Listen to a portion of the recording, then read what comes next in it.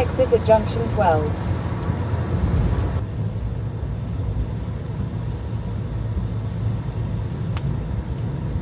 Turn left, then you will arrive at your destination.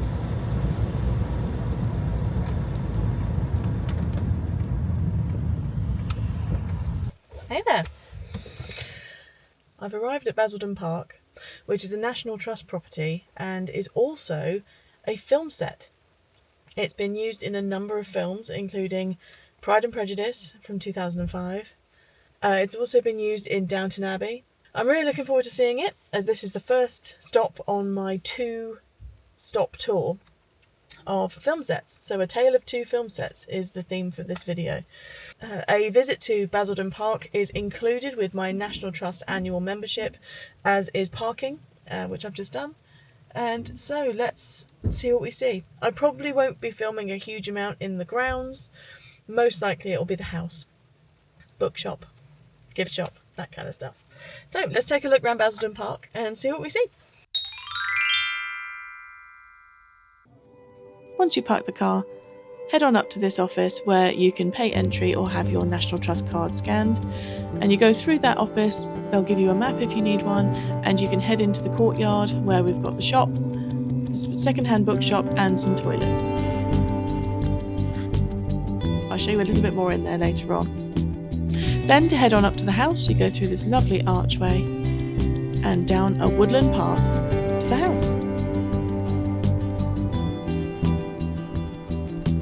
Quite an easy walk, 400 yards or so it says on the sign, but it is quite, not fair to say that it's super steep, but it will be a bit of a push if you're in a wheelchair. It's hard standing but gravelly, so it will be a bumpy ride as well. Yeah, quite extensive open parkland just in front of the house too, which I imagine makes for a nice view from inside.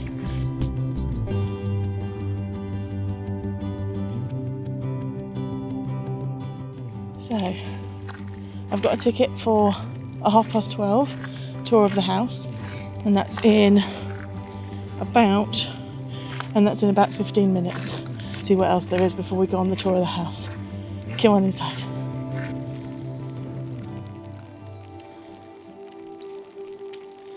Through this archway is some outside seating for the cafe and out into the back garden.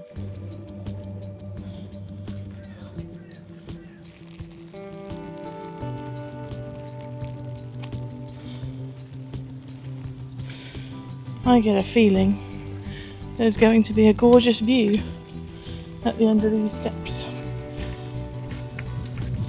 To see open countryside take over.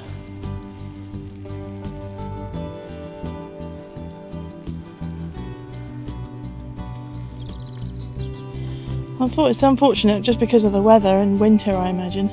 They've covered up a lot of the statues, which is a bit of a shame. But I can still see some urn-style ones over there, and there's a couple of lions this way. And this is the back of the house.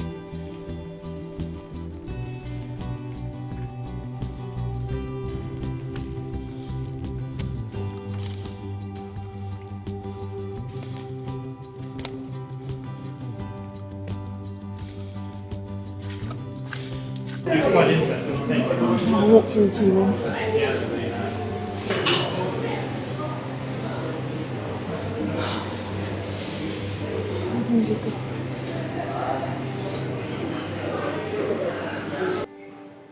Well, it's good to know what you've got. Thanks.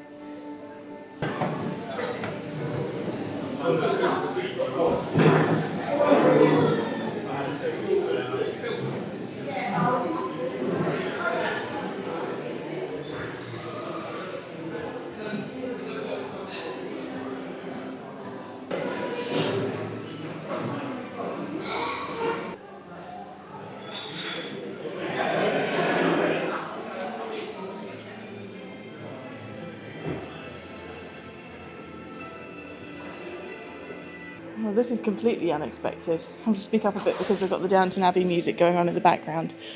Got this garden room which has been opened up as a tribute to all of the most recent filming that's happened here. and filming forms an absolutely vital part of the sustainability of the place. So what they can charge in filming, they can put back into restoration and supporting the house, which I think is absolutely wonderful. If you've watched Downton Abbey, you know full well that's actually a plot of one of the films.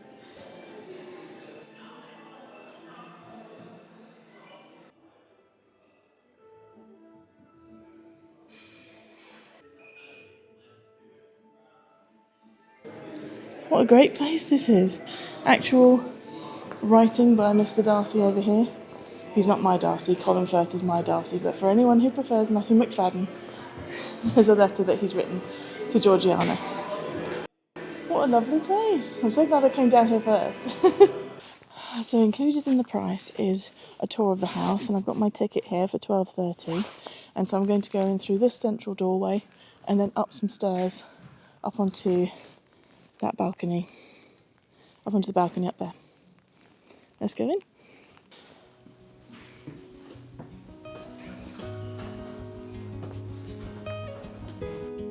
Once we got inside, we were given a guided tour by some fantastic tour guides who were really, really knowledgeable and gave us loads of information about the house. As I go round, I'll pop in some clips which were filmed in these specific rooms.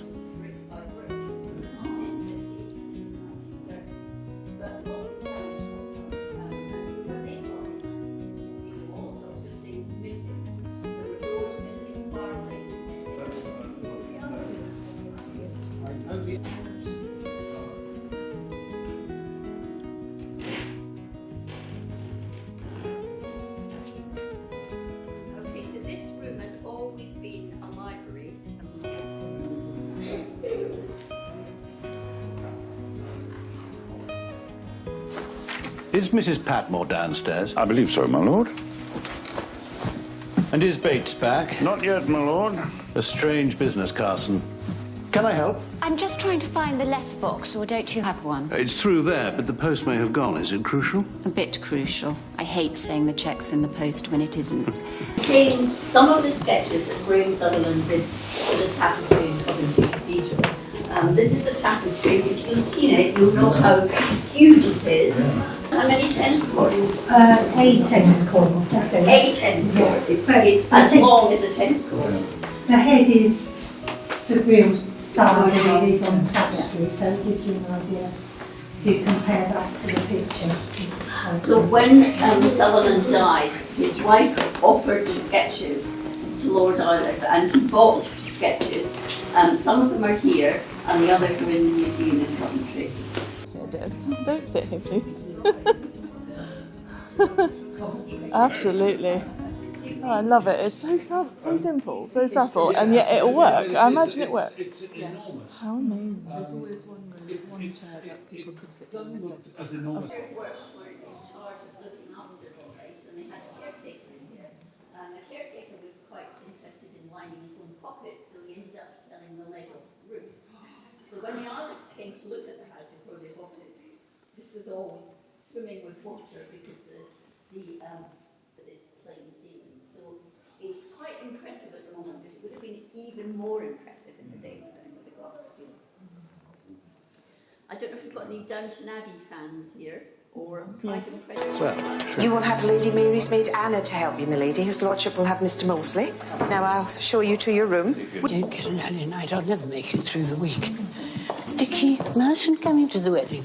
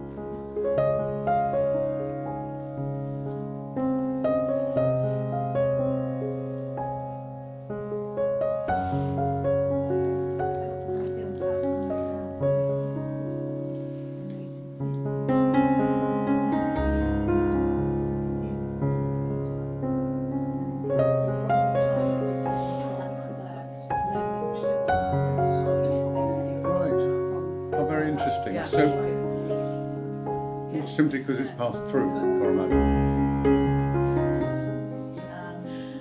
A former owner of the house collected shells with the idea of creating a grotto in the grounds. But this didn't get made, so an artist was brought in to be creative with them, and the pieces in this room are the result. They're absolutely exquisite.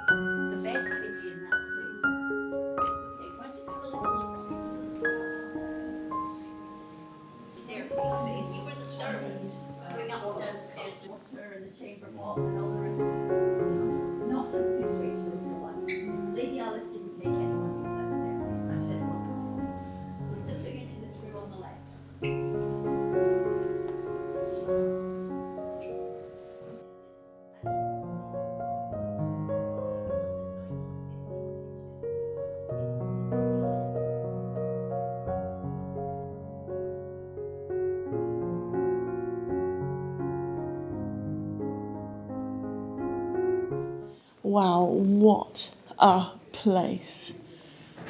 It's absolutely gorgeous here. Well worth a visit, well worth the time. At the moment they're doing guided tours during the day to make sure that everyone kind of moves through the house and they don't have too many people at once, and they can talk about each of the rooms and it kind of keeps people flowing. But later on in the year they're going to open the house slightly differently so that you're able to have a person in each room and you're able to wander the house a little bit more freely. But I thought that tour was absolutely fantastic. The ladies did an amazing job. Absolutely loved it. And it's still rainy.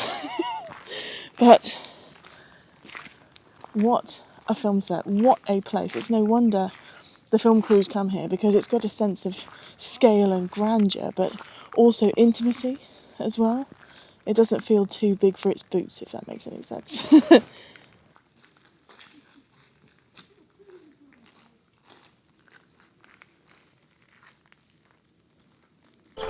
Bennett, wake up! Oh, I never had such a good time in my life! Charles, you cannot be serious. We'll be having a wedding in less than 3 months, if you ask me, Mr. Bennett. I've thoroughly enjoyed my visit to Basildon Park. It's been absolutely beautiful. The ladies were so helpful doing the tour. Lots of interesting information about the house and the artefacts inside the house as well. That was really lovely. So now I'm going back through the windy path in the forest to head back towards the gift shop, the second-hand bookshop, and back to the car.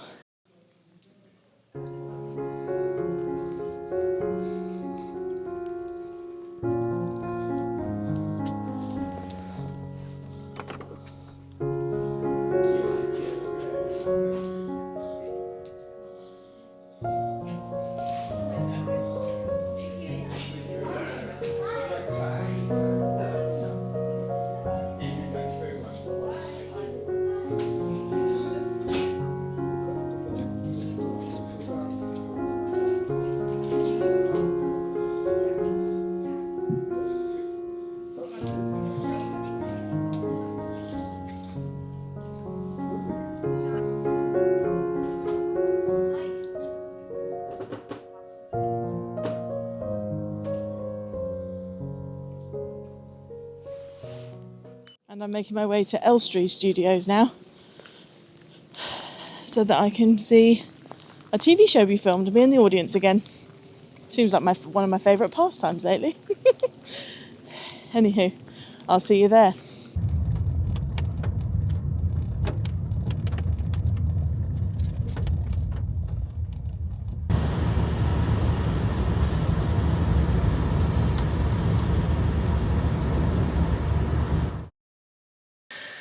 Well, good morning. This is day 2 of my adventure and to see 2 different film sets. And last night was absolutely tipping it down with rain, as it was during the day at Basildon Park. But I made it absolutely fine up to Borehamwood, which is where Elstree Studios are kept. I made it into the Ibis Hotel, and I actually managed to get a parking space right outside the back door. So that's absolutely spot on. So now what I'm going to do is show you the walk that I did last night from the hotel behind me to Elstree Studios. So this is the Ibis Hotel behind me. Car park entrance is just there. So you walk out of the hotel, across this little road and down this way.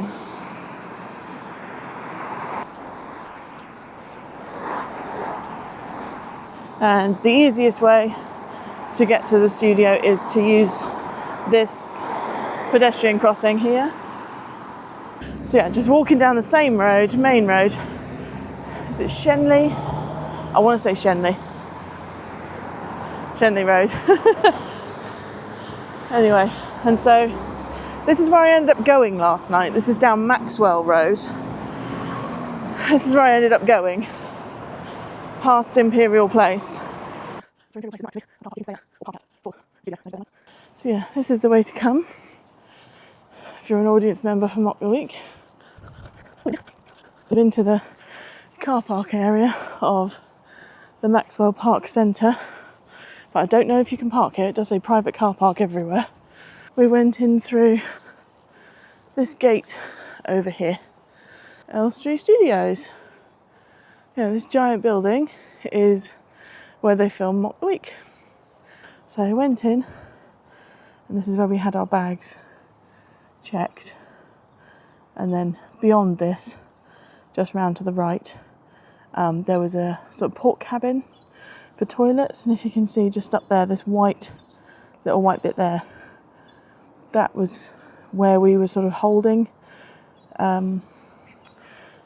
That's where the audience was held for a little while they got a few things organised in the studio itself. And then anyone who had a priority wristband got to go to the front of the queue. Thankfully I did this time. A few. So that was really, really nice. But yeah, so this is where you come as an audience member. Thankfully, I had a priority ticket because without it, I don't know if I would have been able to get in, because they always oversell these tickets. So in case anyone doesn't show up on the night, they've only got so many seats that they can put in the studio. And so what they do is they make sure that the audience is always full. So advice, whenever you go to any of these things, always go early to your ticket time. If they say 6 p.m, that means 5:15, that kind of thing. Always, like an aeroplane, always get there earlier, never get there on time. And then it's into the studio itself. So as we walked past a whole bundle of camera equipment and up into sort of, in America there'd be bleachers. It was audience seating. Quite a steep break, but that meant everybody had a good view over the top of the person in front of them. But the seat I had for the taping was middle basically, so I got to see absolutely everything. There were at least 7 cameras plus one on a giant boom arm. And after that, it was time to see Dara O'Brien, the host of the show, and he came out and gave us advice, just to laugh along. And the whole way through the show, he was telling us what was going on, the cameras were going to move, explaining what was happening, what we were seeing, and all that kind of thing, which kind of made it really interesting that he was taking point on that. There was a guy behind the camera who was guiding the audience claps and things like that, but he was the one telling us what was happening. And so that was actually really, really nice. I think he's just interested in TV making as well as being funny and hosting the show, which was great. It was amazing to see the taping. They pretty much tape it in order, which is nice. So how you see it in the show, the running of it, they tape it in that order. And then what they do at the end is if there's anything that's been missed or lines weren't delivered perfectly, then they will go back and just do little bits and pieces to camera just to polish a particular line and cut out in the edit. So when you're an audience member, you really get to see absolutely everything, and you'll get to see any outtakes and things like that, any bits that don't make it into the final edit. The set is exactly the same from BBC days to TLC days.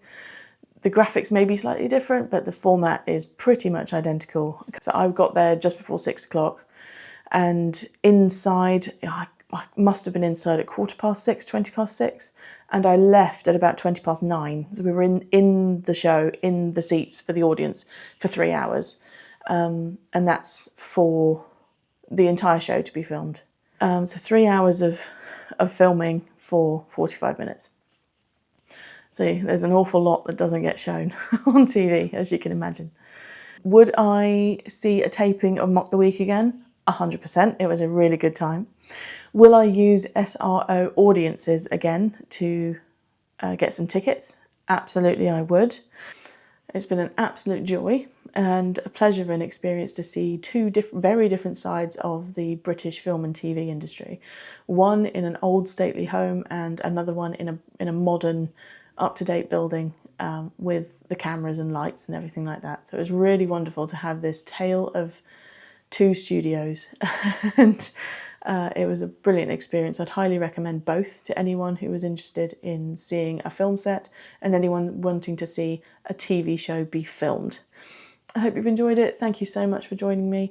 Let me know, have you ever been in a TV show studio audience? Have you been on TV? Have you been to Basildon Park where they filmed things, or anywhere else where they filmed anything interesting? Do let me know in the comments down below. Engaging with these videos really, really does help. If you've enjoyed this and want to see more from me, then click the subscribe button, and the like button would be really appreciated as well. Thanks so much, and until next time.